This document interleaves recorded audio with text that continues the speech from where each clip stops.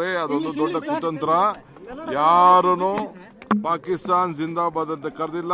ಯಾರು ಕರೆದಿದ್ರೆ ಒಳಿಕಾಗ್ತಾರೆ ಪೊಲೀಸವರು, ಕಾನೂನು ರೀತಿ ತೆಗೆದುಕೊಳ್ತಾರೆ. ಇದಕ್ಕೆಲ್ಲ ಅವಕಾಶ ಇದು ರಾಜಕೀಯ ತಿರ್ಸ್ಲಿಕ್ಕೆ ಮಾಡ್ತಾ ಇದ್ದಾರೆ ಬಿಜೆಪಿಯವರು. ಸೋತಿದ್ದೀವಿ ಅಂತೇಳಿ ಸುಮ್ಮನೆ ಏನೋ ತಿರ್ಸ್ತಾ ಇದ್ದಾರೆ. We have asked to investigate ಮಾಡಕ್ಕೆ ಹೇಳಿದ್ದೀವಿ.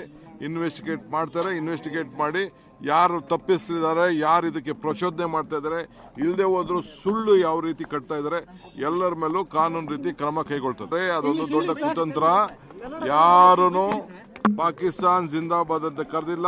ಯಾರು ಕರೆದಿದ್ರೆ ಒಳಿಕಾಗ್ತಾರೆ ಪೊಲೀಸವರು, ಕಾನೂನು ರೀತಿ ತೆಗೆದುಕೊಳ್ತಾರೆ. ಇದಕ್ಕೆಲ್ಲ ಅವಕಾಶ ಇದು ರಾಜಕೀಯ ತಿರ್ಸ್ಲಿಕ್ಕೆ ಮಾಡ್ತಾ ಇದ್ದಾರೆ ಬಿಜೆಪಿಯವರು. ಸೋತಿದ್ದೀವಿ ಅಂತೇಳಿ ಸುಮ್ಮನೆ ಏನೋ ತಿರ್ಸ್ತಾ ಇದ್ದಾರೆ. We have asked to investigate ಮಾಡಕ್ಕೆ ಹೇಳಿದ್ದೀವಿ. ಇನ್ವೆಸ್ಟಿಗೇಟ್ ಮಾಡ್ತಾರೆ. ಇನ್ವೆಸ್ಟಿಗೇಟ್ ಮಾಡಿ ಯಾರು ತಪ್ಪಿಸ್ತಿದ್ದಾರೆ, ಯಾರು ಇದಕ್ಕೆ ಪ್ರಚೋದನೆ ಮಾಡ್ತಾ ಇದ್ದಾರೆ, ಇಲ್ಲದೆ ಹೋದ್ರು ಸುಳ್ಳು ಯಾವ ರೀತಿ ಕಟ್ತಾ ಇದ್ದಾರೆ, ಎಲ್ಲರ ಮೇಲೂ ಕಾನೂನು ರೀತಿ ಕ್ರಮ ಕೈಗೊಳ್ತಾರೆ.